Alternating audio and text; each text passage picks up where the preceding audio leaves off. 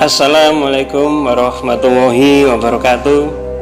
Halo sahabat Ayah Studio Channel, kita berjumpa lagi. Semoga kita selalu dalam lindungan Allah Subhanahu wa Ta'ala. Amin ya Rabbal Alamin. Oke, jangan lupa sahabat Ayah Studio Channel untuk tekan subscribe dan tombol lonceng. Bismillahirrahmanirrahim. Malang memiliki banyak sekali pemakaman yang dikeramatkan. Rata-rata makam tersebut merupakan makam tokoh-tokoh yang pernah berjasa di masa-masa berdirinya Malang Raya.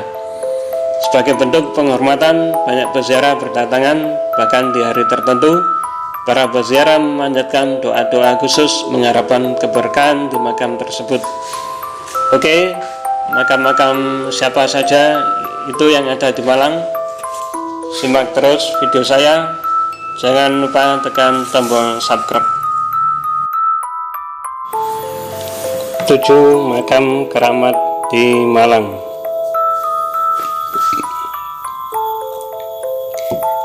1. Makam Ki Ageng Grebeg.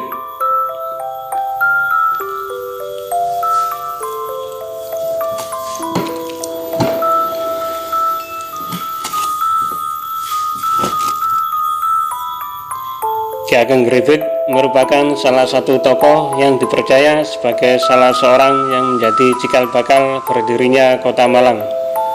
Namanya sempat tersohor di tahun 1600-an.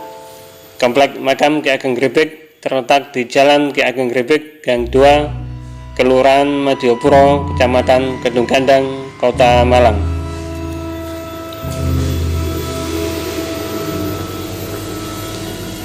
Tak hanya makam Ki Ageng Grebeg, dalam kompleks makam tersebut terdapat pula makam para bupati Malang yang pernah memerintah pada akhir abad ke-19 hingga abad ke-20. Salah satunya terdapat makam Raden A.A. Notoningrat, Bupati pertama Malang.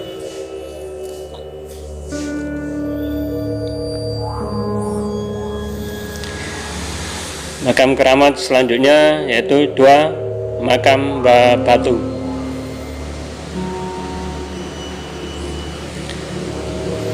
Tempat yang sering dikunjungi untuk berziarah adalah komplek Mbah Wastu atau Mbah Batu di Dusun Banaran, Desa Bumi Aji, Kecamatan Bumi Aji, Kota Batu.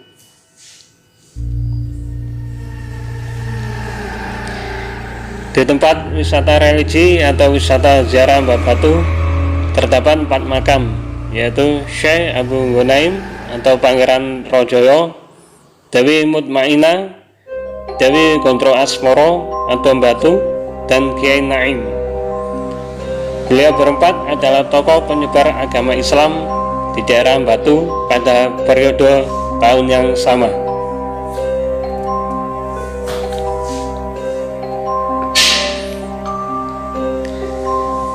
Makam Wali Allah Syekh Ghanaim atau Mbah Batu atau Mbah Wastu merupakan tempat yang penting. Beberapa pemuka masyarakat setempat mengisahkan bahwa sebutan Batu berasal dari nama seorang ulama pengikut Pangeran Diponegoro yang bernama Abu Ghanaim atau disebut sebagai Kiai Gubuk Angin, yang selanjutnya masyarakat setempat akrab menyebutnya dengan panggilan Mbah Wastu.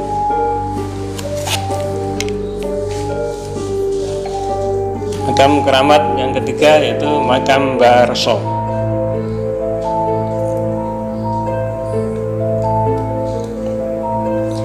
Makam ini terdapat di pemakaman umum dan tidak terpisah seperti halnya makam-makam keramat lain.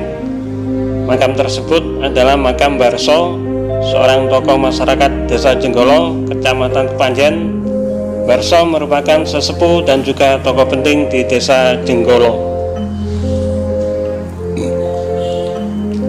Konon, Mbah Reso adalah seorang prajurit Mataram yang ikut berperang melawan Kompeni bersama Pangeran Diponegoro. Karena ilmu dan kemampuan yang dimilikinya, Mbah Reso dijadikan seorang tokoh penting Desa Jenggolo. Syarat wajib yang harus dilakukan sebelum berziarah di makam Mbah Reso adalah berwudu terlebih dahulu. Makam keramat yang keempat yaitu makam Mbah Sokol yang ada di Jalan Hayam Muruk nomor 30 RT 18 RW 3 Dusun Pancit, Putat Kidul, Kecamatan Gondang Legi, Malang. Menurut cerita, Mbah Sokol merupakan salah satu pejuang kemerdekaan dan memiliki garis keturunan Pangeran Diponegoro. Lantaran cerita tersebut, makam Mbah Sokol di Gondang Legi kerap dikunjungi para peziarah.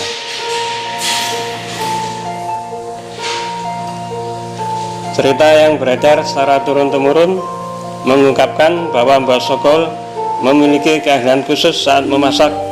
Keunikan tersebut adalah memasak dengan menggunakan bambu, dan cara ini tentunya tidak lazim dilakukan oleh masyarakat dahulu.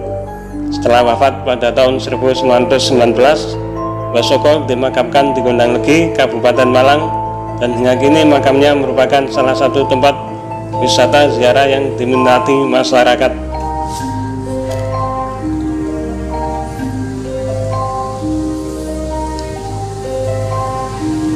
Makam keramat yang kelima yaitu makam Mbah Mangku Jati.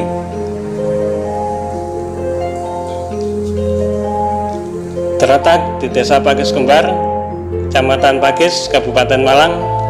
Tempat yang dikeramatkan ini diyakini sebagai makam sosok yang melakukan babat alas di kawasan tersebut.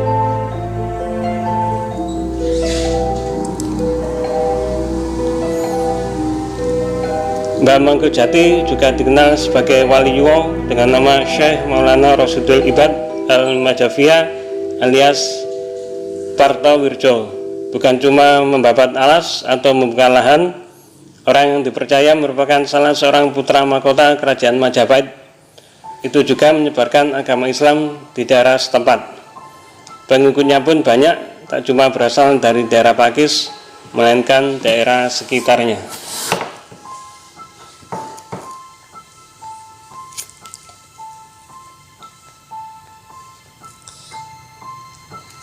Makam keramat selanjutnya yaitu 6. Makam Syekh Imam Jabal Qodri yang berada di puncak Gunung Kelap, Tajinan, Malang. Ditemukan pada tahun 2016 oleh seorang ziarah dari Babat Lamongan. Peziarah itu melakukan riyadhah di makam Mbah Jagopati dan beliau bermimpi didatangi Mbah Jagopati dan menunjukkan ke arah barat makam beliau bahwa di sana ada makam yang lebih tua dari saya, dan perjuangannya sayalah yang meneruskan, dan ternyata itulah makam Syekh Imam Jabal Qodri.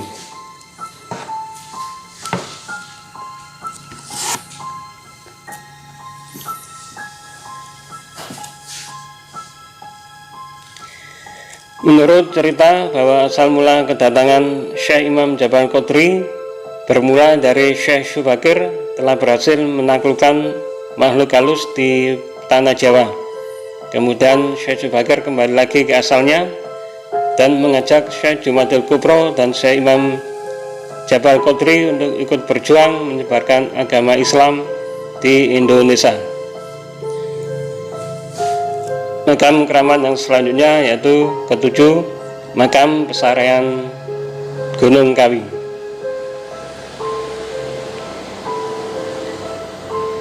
Di Pesarean Gunung Kawi ada 2 makam tokoh yang dimakamkan dalam satu liang lahat. Yang pertama adalah Yang Joko Ayo atau Kanjeng Kiai Zakaria II dan Raden Mas Imam Sujono. Semasa hidupnya, 2 orang tersebut dikenal dengan karisma dan sifat-sifatnya yang baik. Keduanya juga dikenal sebagai penyebar agama Islam dan pemimpin masyarakat.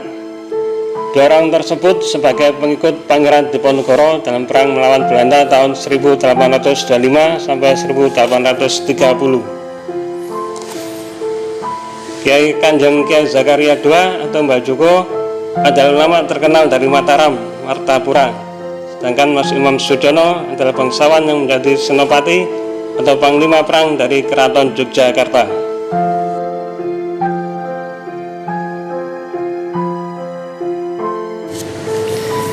Alhamdulillah Rabbil Alamin. Demikian sahabat Ayas 7 channel, informasi mengenai 7 makam keramat di Malang Raya. Terima kasih telah menonton. Sampai ketemu lagi. Assalamualaikum warahmatullahi wabarakatuh.